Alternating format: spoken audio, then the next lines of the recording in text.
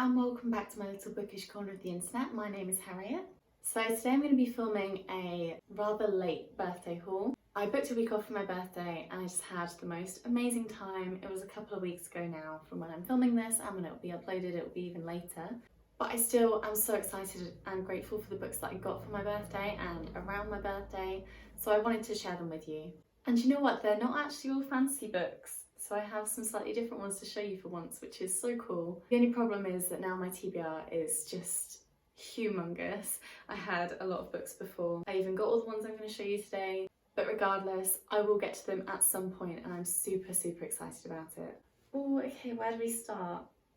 So I'm thinking maybe we should start with the ones that I bought with my birthday money, and then we'll move on to the ones that I actually got as gifts for my birthday as well. Okay, so I bought 2 books from Waterstones. I got a little gift voucher from them for my birthday and I wanted to spend some of that money on there on 2 books that I really want to read. They are both by Ursula Le Guin, of course they are. So the first one is The Unreal and the Real. These are the Selected Stories Volume 1, Where on Earth. There is a second one as well, but it was out of stock in Waterstones and on Waterstones' website, otherwise I would have bought it. So I'm currently looking for somewhere else to buy it from. But these are basically short stories, novellas, written by Ursula Le Guin and chosen by herself, so she picked them out and put them into this edition. And there's loads of various different genres and types of stories within this collection. Apparently this includes 18 of her satirical, political and experimental stories. Fantasy, it says there's some science fiction in there, surrealism, satire, and it also focuses on magical realism, which is something that I don't love, but when Ursula Le Guin does it, for some reason it's okay. I think I just love the way she writes. So yeah, I bought this for myself. I'm very excited to get to it.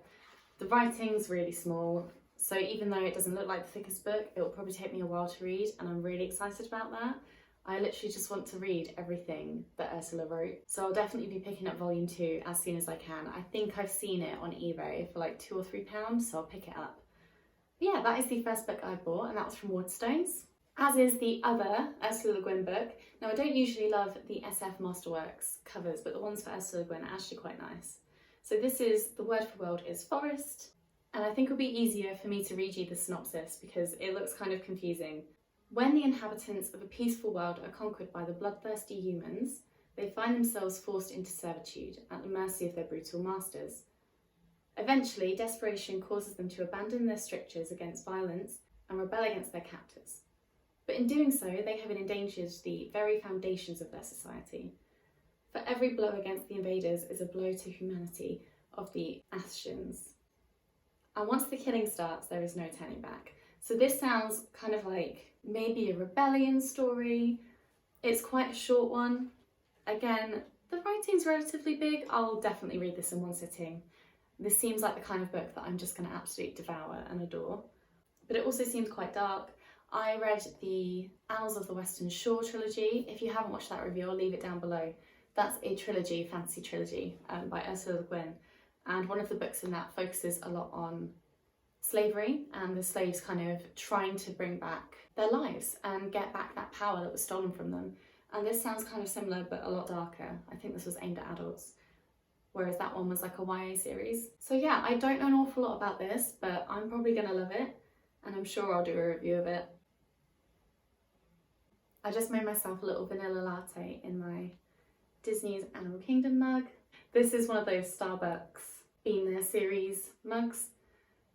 A friend from Starbucks, when I worked there, bought this for me, and it holds a lot of coffee. It's very nice. It's also got dinosaur on it and loads of animals and the rides, Tree of Life, so I love it. I just had to go and grab another book because I completely forgot that I got this for my birthday as well. This is another Le Guin book, so this was purchased for me by my boyfriend's mum. She knows how much I love this author. So this is The Left Hand of Darkness. I believe this is one of those ones that if you know about Le Guin's writing, you'll know about this book. It seems quite popular. And in this we are following Genli I think that's the name.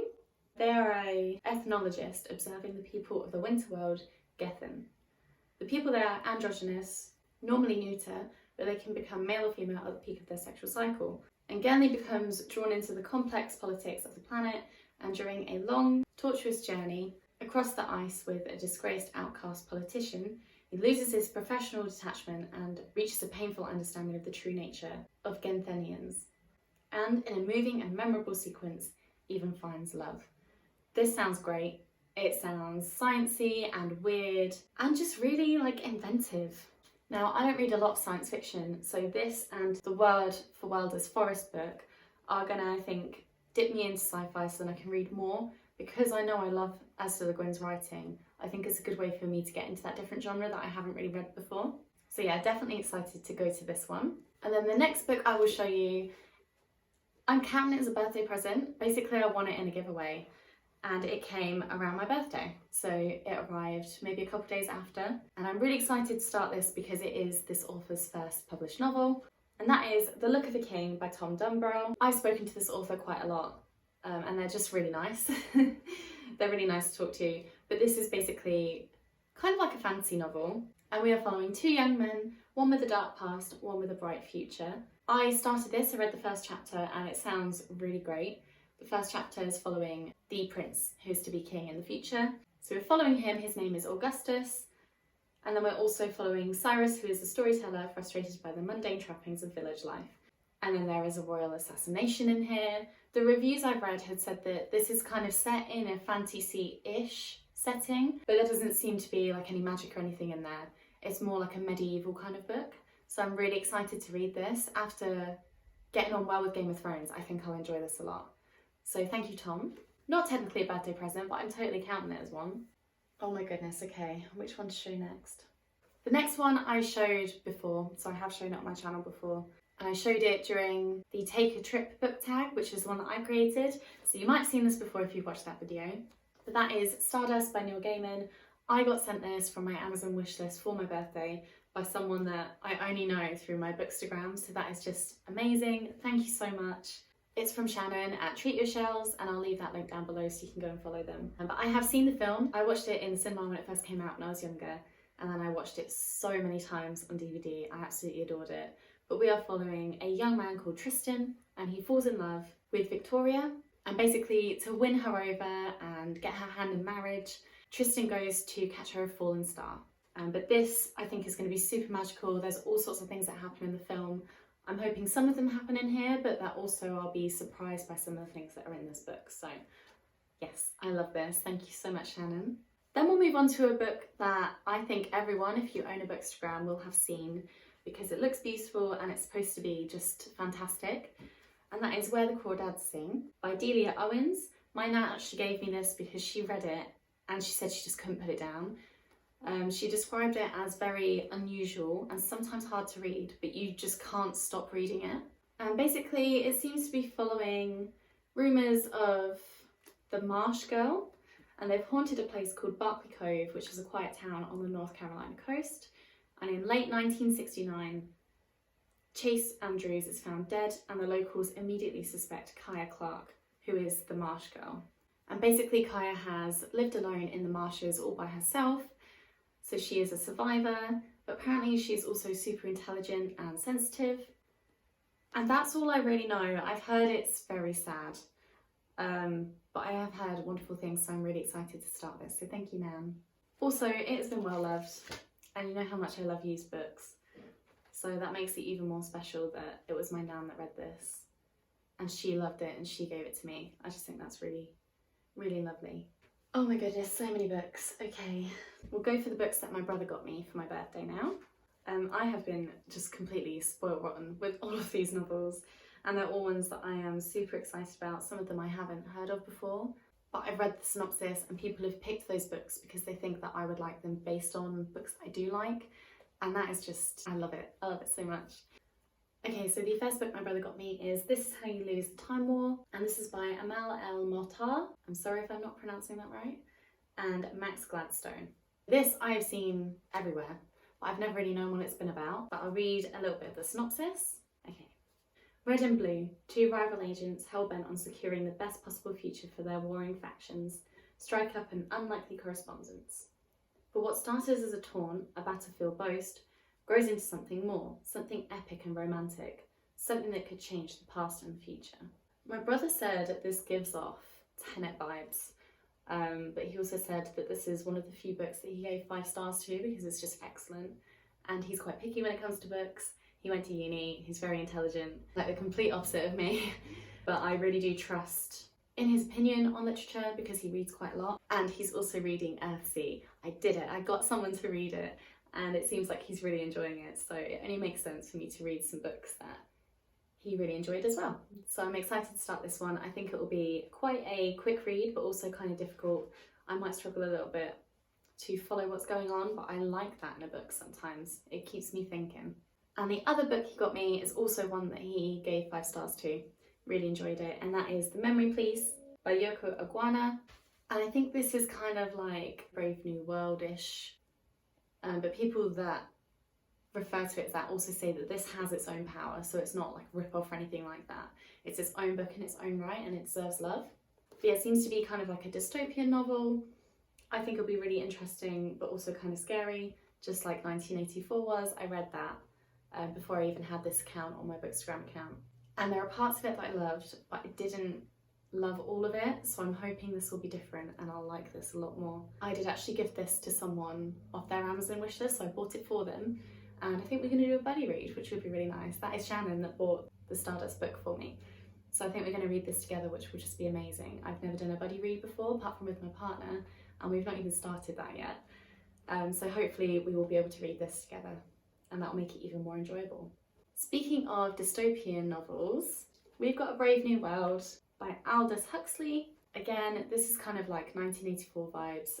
It's a dystopian novel, and we're following a couple different people, and it is far in the future, and the world controllers have created an idyllic society. So everyone works and puts in their own hard work to keep things running. They also use genetic engineering, brainwashing, and recreational sex and drugs to keep the members happy, but they're constantly consuming. I really wanted to read this after watching the series, which I think is by HBO.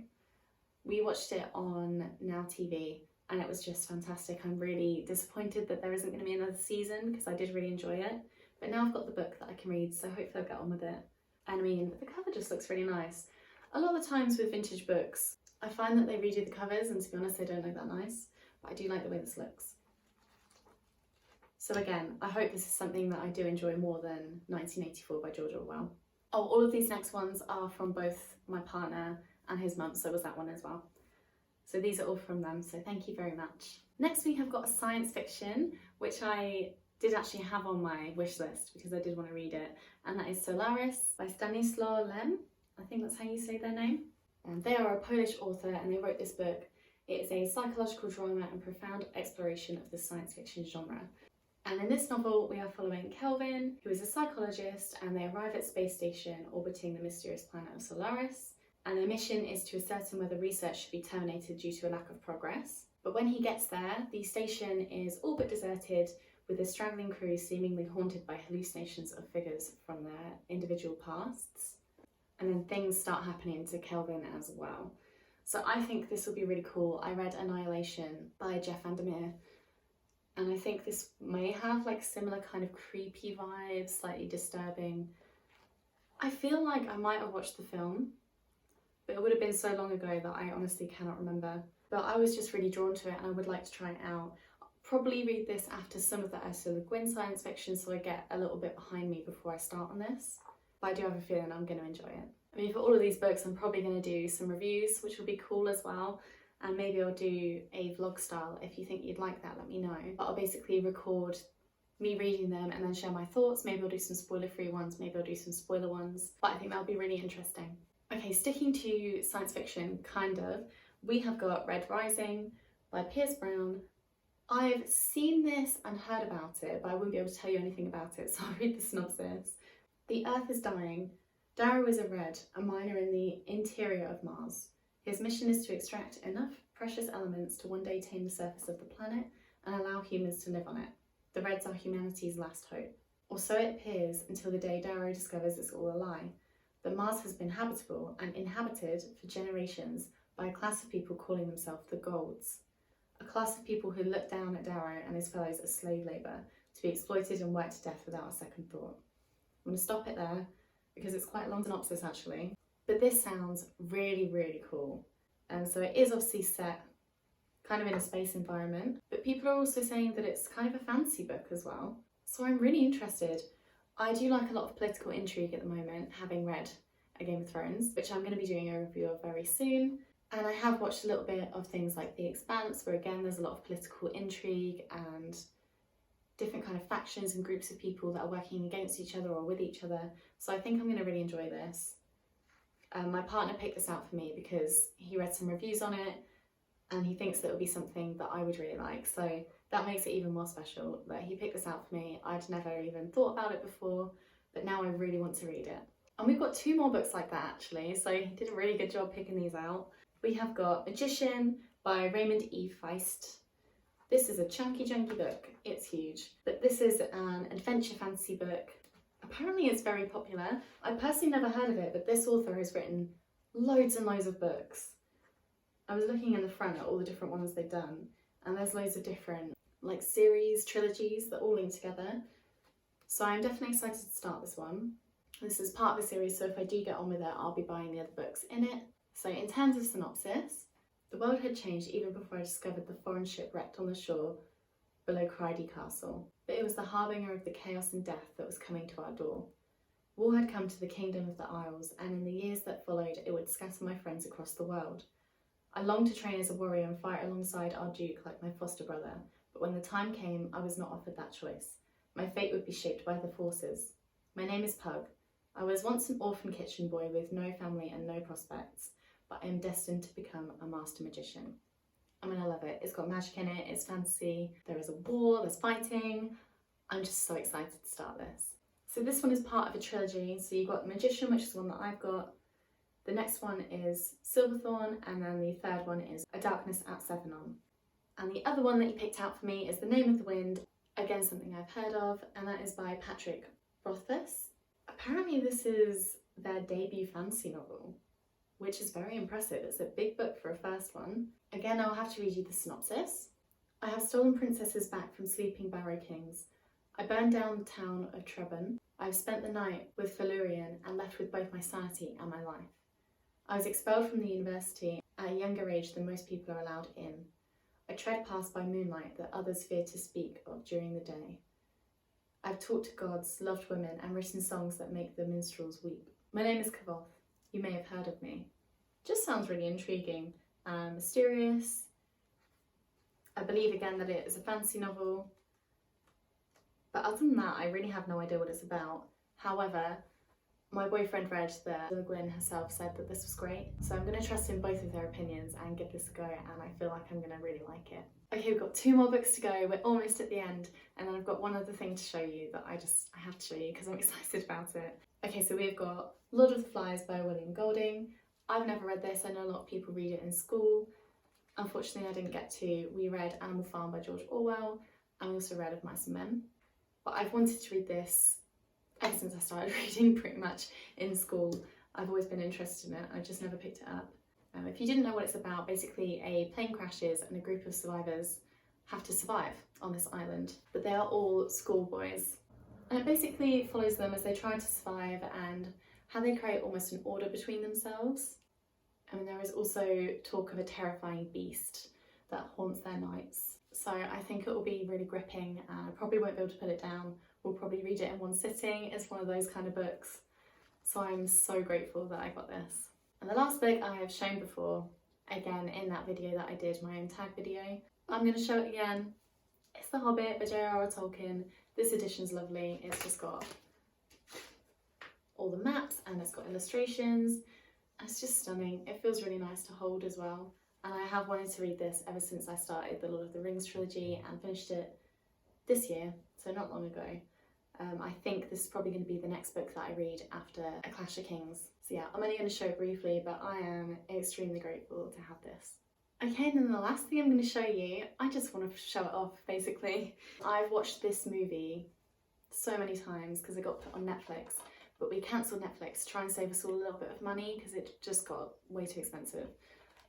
So my partner bought this for me so that I can watch it whenever I want, and that is Tales from Mercy. This is part of the Studio Ghibli collection. This has the Blu-ray and the DVD because at my house we only have DVD. We're a bit behind, but my partner's house, he has Blu-ray, so we can watch it both. And I want to watch it all the time. It's beautiful, it's stunning, the animation is to die for, and the story is just super magical. So I'm very happy to have this. I know some people don't like this because it's a bit weird and it doesn't like really make sense, but because I've read the books, I can put that into the movie and then work around it, and it does make sense to me. So I do get why people don't like it, but I love it. And that is it. That's all the books that I got for my birthday, as far as I can remember. I got quite a lot. I do still have some money left on my Waterstones voucher, so I might wait for that other Ursula Le Guin book to come in. I'll probably order it online if they don't get it in stock in the store. I keep looking every day just in case, but it hasn't been on there yet, so I'm holding out. I don't need it right now. I've got plenty of other books to get through. But that is it for me today. I hope you enjoyed watching the video, and I will see you in my next one. Bye!